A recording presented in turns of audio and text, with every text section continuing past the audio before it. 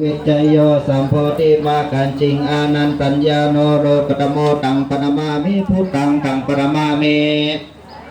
ธัมมังตังปรมามิสังฆังตังปรมามิสุนันตุเทวาจาพรหมายามาโลกาปาลาธารณิจักขุตาสิลิมาพิธานาอาวาสารกาปปตาตัสสะเสเททาสมาตุมเหหิอนุโมทมานาปนโตเทวสังขายโยดุราเตปกนานาตั้งหลายตั้งมวลอันสถิตตั้งอยู่กุวิมานจงฟังเสียงสารจักเป่าประวัติเก่าของตามตั้งเทวดาอันรักษากันทะสันดานสัทธาจุโพอันรักษากูหอเฮือนอันรักษาปีวันเดือนยามตั้งเทวดารักษาวัดวาอารามและเทวดาอันรักษาไลนากามเขตประเทศบ้านเมืองฝ่ายของมูลสถา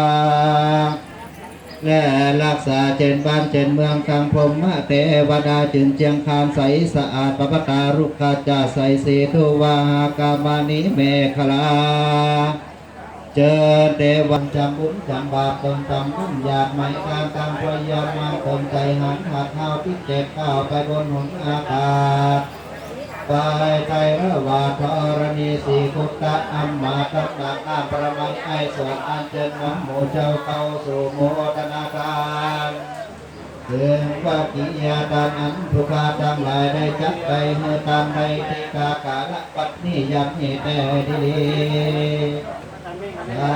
ธุสนะโกรมติเรขาตามยักษ์พุ่งกีบานเสถียรเลี่ยงแยกดังไรพระธรรมยังทานปารมีศีลปารมีไว้ปิ่นดอกบอกไว้กับตนตัวไปทุกภาวะจัดใจตราบใดทุกจักรตุโรปิญญาโลกุตระมีมัคคะภาระอิทธาเป็นเกศเหตุอันหมายนี้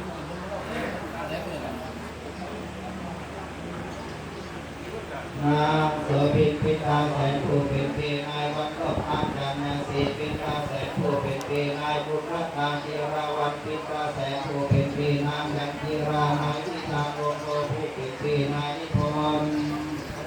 นางสุริพรปิตาแสนผู้เป็นนางพอเป็นเมตตาเจ้าคำปิตาแสนผู้เป็นนายสมทรัพย์นางเป็นสีปิตาแสนผู้เป็นปีนายสมบูรณ์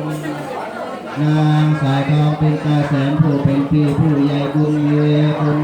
นางคำแพรเป็นตาแสนผู้เป็นพี่นางมุตตาเป็นตาแสน